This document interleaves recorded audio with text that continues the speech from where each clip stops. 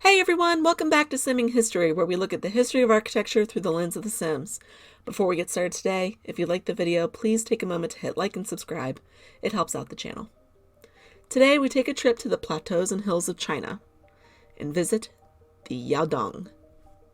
The Yaodong is another vernacular type rather than a style, and it originated very simply with the first cave dwellers of China, who used existing caves for shelter. Eventually, in areas where the terrain allowed for earthquake dwellings, people began digging their homes into the earth itself. Supposedly, this comes from a cultural belief that people come from the earth. I can't confirm that personally, but it's an interesting concept. There are generally two types of Yaodong, the pit and the cave. The pit house is what I am building now. There is a stair or ramp that goes down into the earth and enters into a square-cut central courtyard that is open to above. That courtyard contains a garden, and from this courtyard, tunnels are dug into the earth to create rooms that are used for homes for subfamilies or generations, a kitchen, toilets, even animal stalls. Basically, an entire home or small farm around a courtyard and, of course, underground.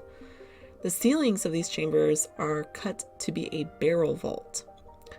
This is because it naturally transfers weight down to the sides. The arch that faces the courtyard is then filled in with doors and windows to allow in light and ventilation. The cave Yaodong doesn't really differ from the barrel vaulted chamber of the pit Yaodong, complete with the arched opening filled with windows.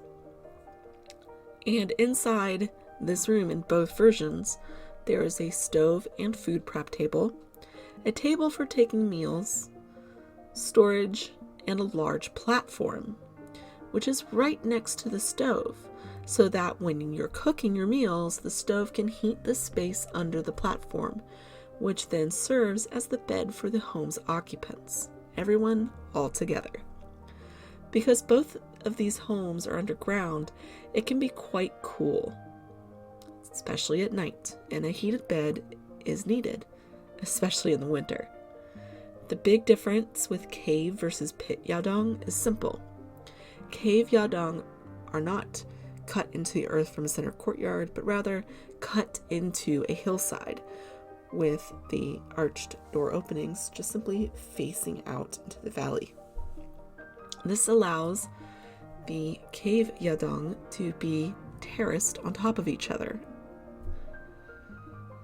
And instead of the large courtyard that they all open out onto, if there are several in a row, there may just be kind of a large walkway that everyone shares. Today, like with every other vernacular architecture type we've looked at, there has been a reduction in the number of Yaodong dwellers in China, resulting from the mass exodus of the younger generations to the cities. There are renewed efforts to preserve and save both versions of Yaodong. Pit homes are being turned into folk museums or hotels.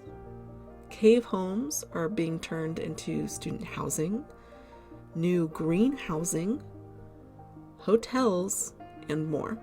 So yes, like with many of the others on this channel, you too could go visit or even stay in the Yaodong. So thanks for joining me today as we took a look at the Yaodong dug homes of China. I know it was a quick video, but I thought this one was worth it. Next time we take a look at a fan request. I'm not sure when that video will be up. My schedule is really insane right now, but I'm going to try to keep up with the every other weekend unofficial schedule, but it may not happen. So until then, you can find me on Instagram at Simming History, when I remember to post, and on the Sims 4 gallery at Simming History, where there'll be playable versions of this and many other builds from this channel. Thank you all to all the new subs. If you haven't yet, hit subscribe, and please share. When we hit 1,000, I'll do a live build. I'll see you all next time. Until then, bye.